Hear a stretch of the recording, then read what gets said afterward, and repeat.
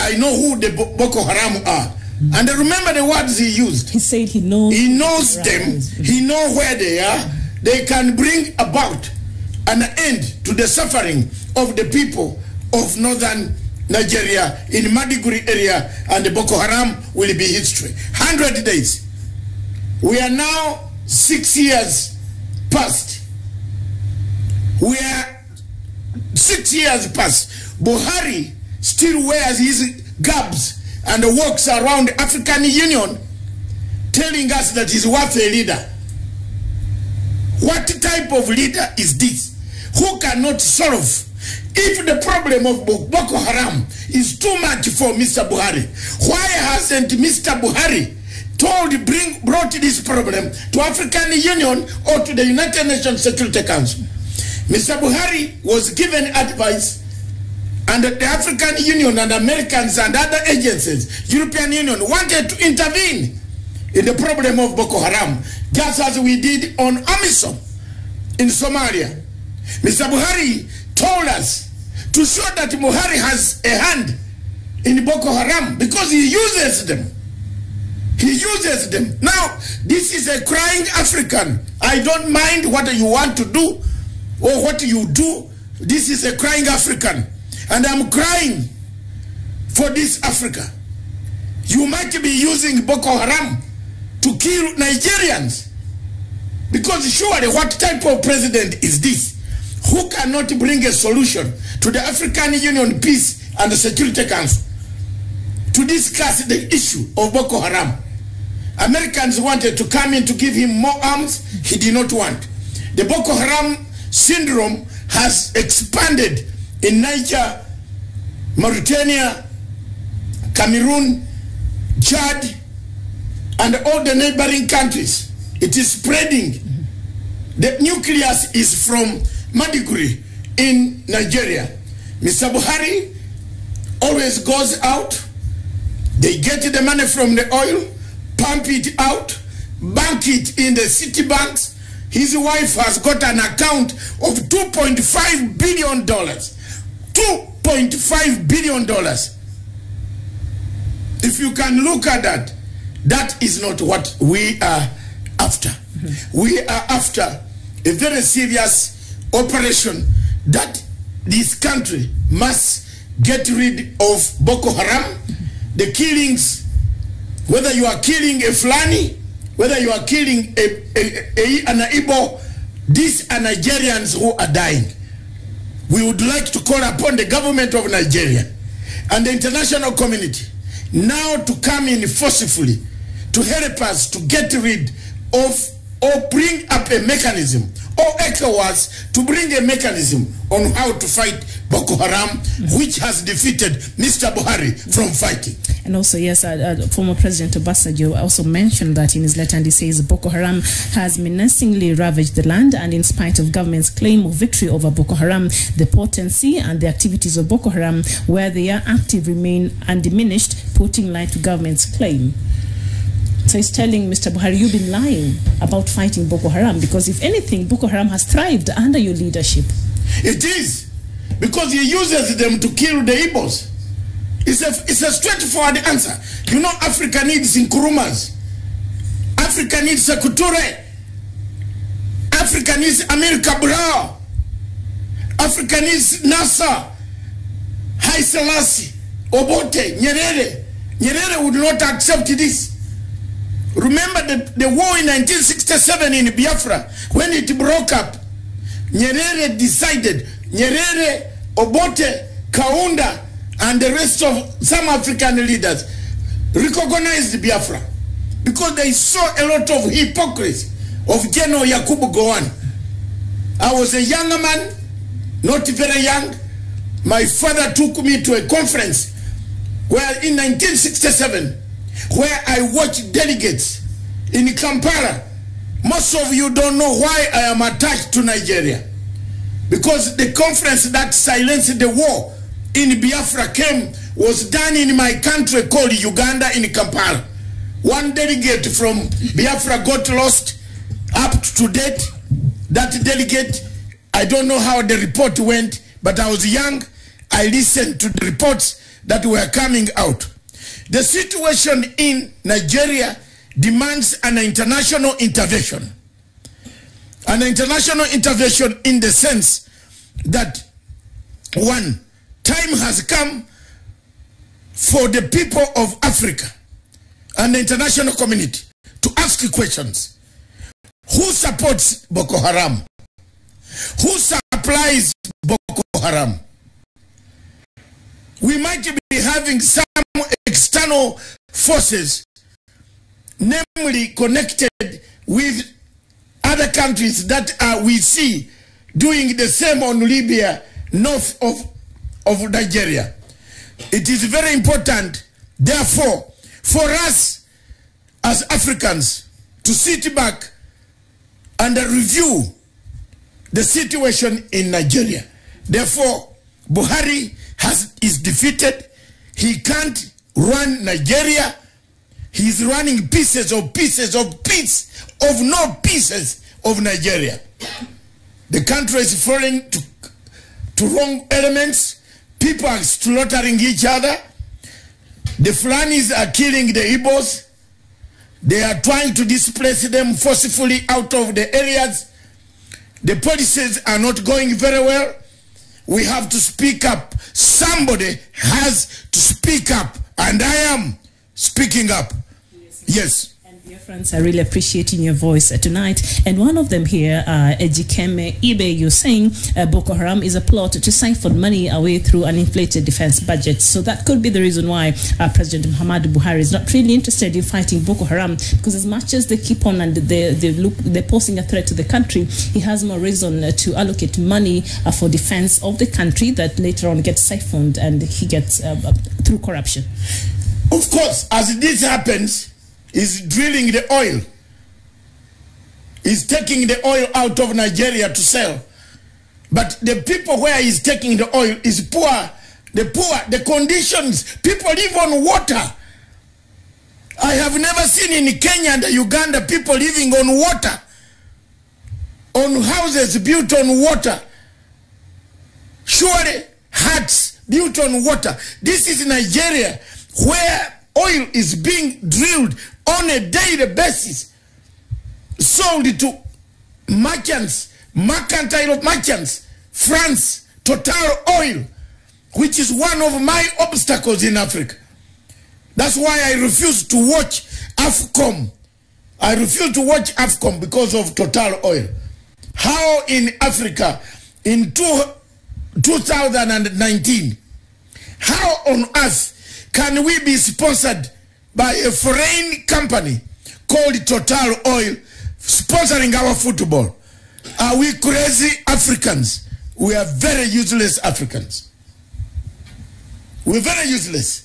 Total Oil behind Buhari. The French behind Buhari. Push on. Kill them. Threaten them. Slaughter them. If I show you the pictures, why I'm so upset is the amount of pictures, live pictures coming by phone from Enugu, Onitsha, Kano, Ibadan, all these areas, Port Harcourt, Lagos, all these areas. People are being slaughtered. People are being killed. People are being tortured. People are being taken out of their houses and cut in front of their wives. Younger men might not see light in Nigeria. They might not. They might not. The general youth population of Nigeria is going down because of the slaughter. We have to cry together as Africans. Wherever you are in South Africa, North Africa, West Africa, East Africa, Central Africa, cry together. Let's liberate Nigeria. Mr. Buhari is defeated. And we are Nigeria. Just another line here that I found very interesting in President Obasanjo's letter towards President Buhari. He said, in just an excerpt in that, he's saying the unfortunate situation is that the criminality is being perceived as a Fulani menace unleashed by Fulani elite in the different parts of the country for a number of reasons, but even more unfortunately, many Nigerians and non-Nigerians who are friends of Nigeria attach vivacious responsibility to you as a Fulani elite and the current captain of the Nigerian ship. So the fact that this has been perceived as an attack by the Fulanis to the rest of Nigerians, and Obasanjo's letter seems to suggest that even these claims being very open, President Muhammadu Buhari does not really care. The fact that he is a Fulani and these things are being directed towards Fulani who are seen to be, causing mayhem across Nigeria, but he's been very reluctant to even come out and call out and even give a stand on this. So he's been very complacent in accepting that actually Fulanis are the ones who are meeting other Nigerians, with this level of, harm. Before I answer that, our viewers right from Enugu is saying no light, no water, no medical, nothing, zero. This is a country that produces oil. It protects its oil. It has a population that consumes. They sleep hungry. They have nowhere to go. And also according to United Nations statistics, it shows that Nigeria, being with all that oil and all that money and one of the leading economies in Africa, actually, it has the population of the most abject, poverty-stricken people in the world. That statistics still shocks me, not just in Africa, but in the world. Even us, we don't even have that oil, but we're better off than Nigeria. How does that even make sense? Because the man produces it to give to his wife, to bank. The United States of America released a list, which I have, and I'll read it at the end, of how many people on that list are from Nigeria. Very many. Where do they bank? Where does Dangote bank his money? He doesn't bank it in Nigeria. He banks in the city bank. Does he help Africa? No. We have a problem, and that mentality among Africans must change. We have a very huge problem that is killing Africa as we speak today. Therefore, the situation in Nigeria, the human rights, the army killing civilians, torturing and slaughtering, shooting, carrying civilians on trucks, dead bodies, cut in different ways. I can't, oh my God, I cannot explain here. I cannot show these photographs. I am not going to keep quiet. I am not a Nigerian. I feel for the people, the Biafran people, the people being killed from both sides of the conflict that has been instigated, supplied, manufactured, and equipped by General Buhari himself. And just as we wind up on this letter by the president, he said towards the end that to be explicit and without equivocation, Mr. President and General, I'm deeply worried about 4 avoidable calamities. So let's just look at the 4 points that Obasanjo has addressed to, President Buhari. Sorry for that. And the first one is he has abandoning Nigeria into the hands of criminals. So he says President Buhari has abandoned Nigerians into the hands of criminals. The second point, a spontaneous and planned reprisal attacks against Fulanis, which may inadvertently or advertently mushroom into a program of Rwanda-type genocide. So that is where he's worried that Nigeria is actually sinking into genocide slowly. And the third point is similar attacks against any other tribe or ethnic group anywhere in the country, initiated by rumors, fears, intimidation, and revenge, capable of leading to a pogrom. So even you've been watching his followers, even some politicians allied to President Buhari, they've been making very careless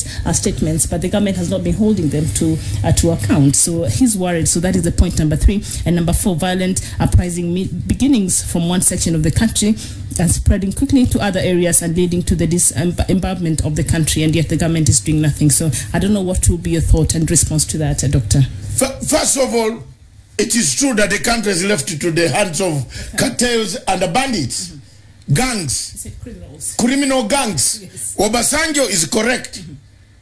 Obasanjo is one of the few men democratic men in Africa who surrendered power and went back and became a civilian and contested. He might not be good. Me and Obasanjo, we disagree, but on this one we have agreed. Obasanjo, Kofi Annan and the rest of that ilk, we don't agree. Every meeting that we go, where Obasanjo, the late Kofi Annan, and some Africans, that Nana Kofi and Nana of Nigeria, of Ghana, we disagree. Because I am plain, straight talking East African, Pan-African. Most of these guys, Obasanjo and the rest, pocket money from the French intelligence systems to talk. You know Obasanjo is a life chairman of Alcatel. A life chairman of Alcatel in Africa. They work together to take money out of Africa. But mine is a straightforward. Obasanjo has never convinced me since he let down Taylor. Obasanjo persuaded Taylor and let Taylor to be taken by the ICC. I have never forgiven Dr. Obasanjo, General Obasanjo. Every meeting we meet, anywhere, we clash. And when he sees my hand, he has to go to the toilet, then come back. Because I tell him off. He's a very good elder, an African elder, but he has got very bad manners on money. On this letter, he's right. On this letter, the first thing, the only thing, history has ignored him, is writing this letter. This letter, which I'm going to take very seriously. Crossover. Nigerians, Biafrans, don't think I've given up. Look at this face.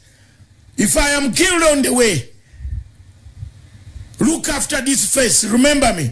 I am not going to give up. I am going to seek and ask the British government why they are quiet. I am going to ask from another international aspect in this week coming why there is silence when people are being murdered. Silence of conspiracy. Yes, a conspiracy of silence. Silence, silence, silence. Look at the conditions that are in Nigeria. Can human beings live here? The oil is being taken every day. Look at the pillage, people taking whatever they want. What type of life is this in Africa?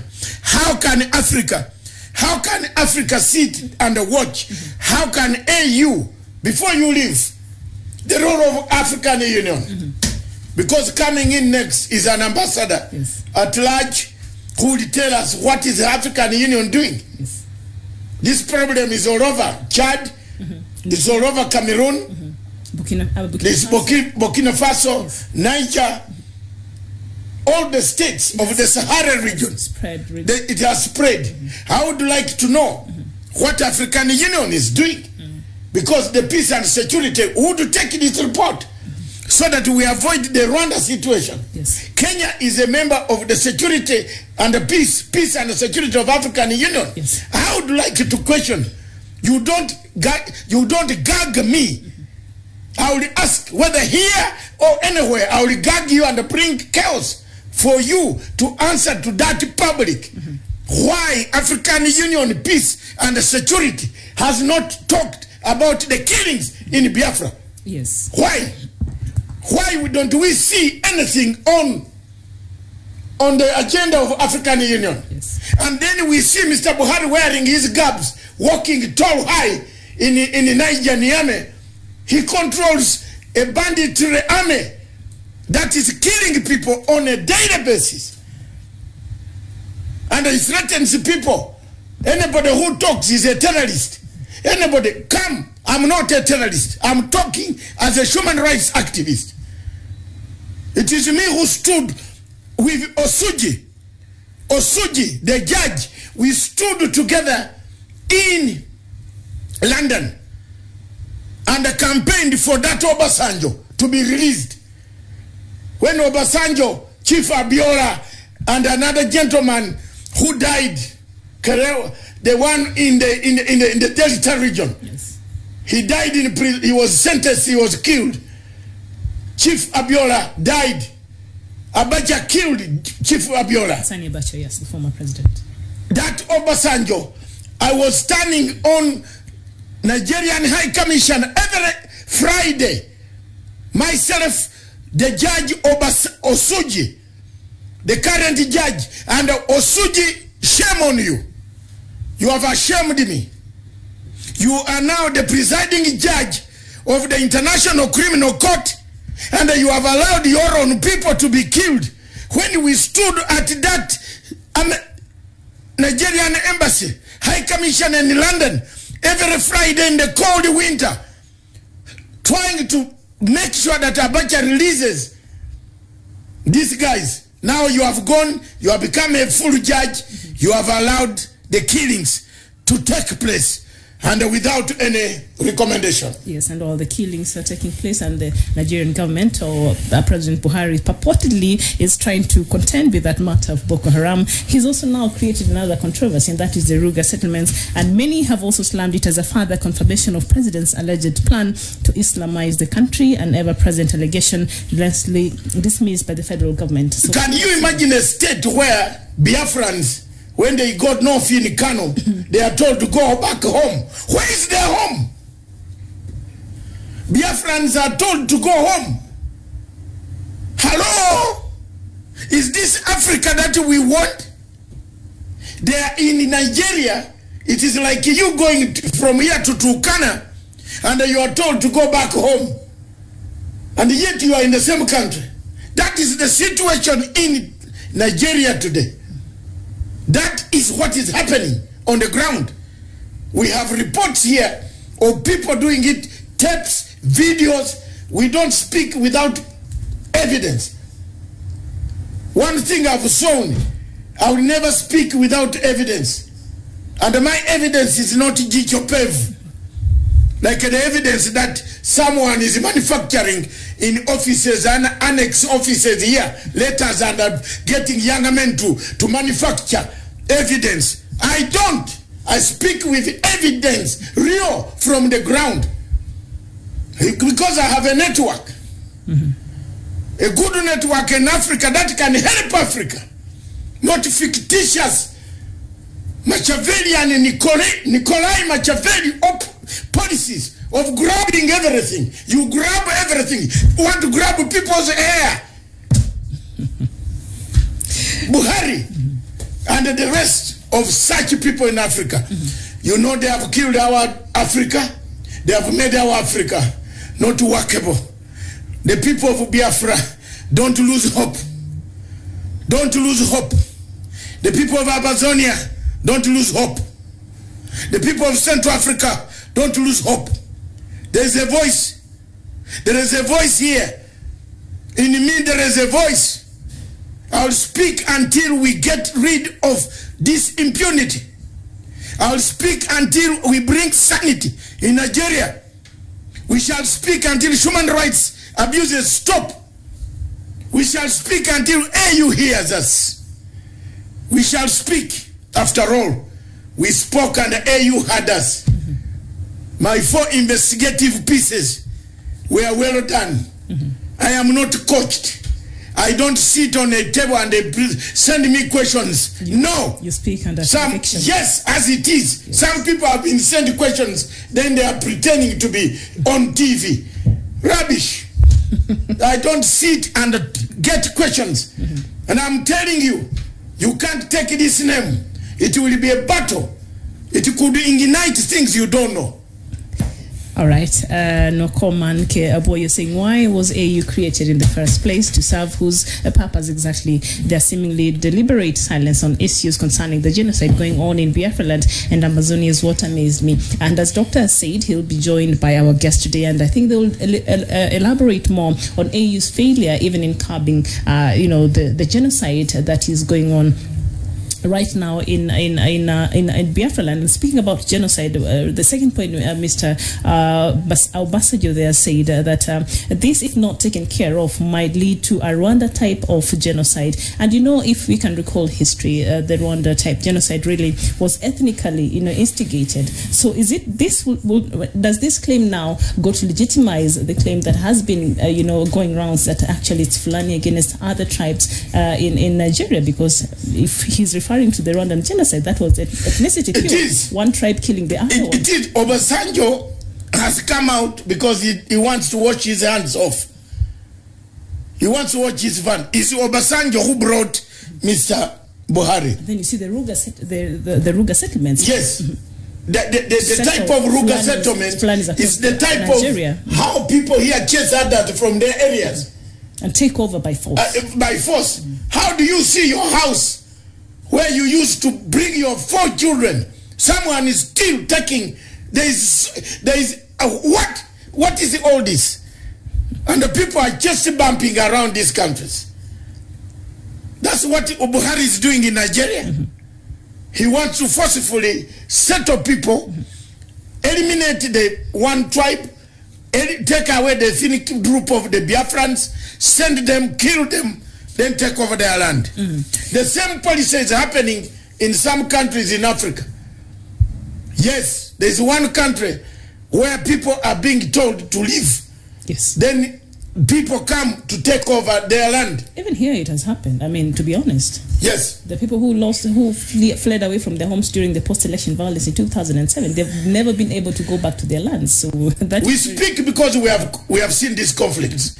We have seen them work elsewhere. We have seen them destroy countries. Terribly. I speak from a background of my own country, Uganda, where things were so bad, destroyed, everything went down. Most of us here are still where we are. Look at us because of that conflict. Therefore, if you don't speak, then it means you have not spoken. Martin Luther said, if you hear something, if you sit and you don't say something, it means you are as much as guilty. You're an accomplice, yes. An accomplice. You must speak out. There is nobody who should gag people not speak about. These guys in Biafra were seeking one good thing. What were they seeking? A referendum. Yes, they want to You can stagger the results of the referendum. Tell them we shall give you independence in 2032. They will agree and keep quiet. But you have refused them a referendum. They've been patient long enough. Yes, you have refused them a referendum completely. Then you don't want them to vote. Nigeria went to elections. 84 million people registered voters. Only 28 voted. Is that a government? Is that a government? All right, Doctor, I do not want us to exhaust everything now, so may I beg to leave so that our guests can come and continue with this conversation? Thank you very much, Miriam. Our viewers... If you have, you can read. There are many millions and millions of people worldwide. And I want to thank them. That more is coming. We have the next guest, Ambassador